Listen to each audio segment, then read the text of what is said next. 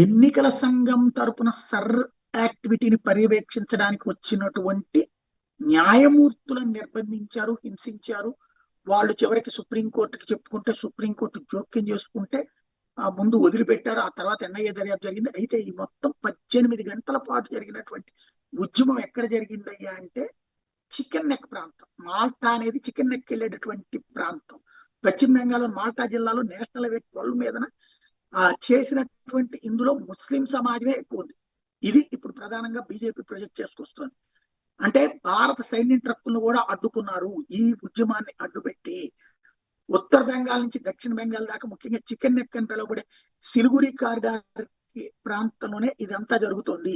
మాల్టాలో fake currency ర్యాకెట్లు, ఉగ్రవాద సంబంధాలతో ప్రసిద్ధి చెందినటువంటి ప్రాంతం. అక్కడి నుంచి వచ్చేటువంటి బ్లాకేడ్లు, దేశ సైనిక రవాణాని ఆపడం అనేది ప్రమాదకరం. దీని వెనకాల కుట్రుంది అన్న కోణంలో ఎన్ఐఏ దర్యాప్తు చేయాలని కోరుతున్నారు.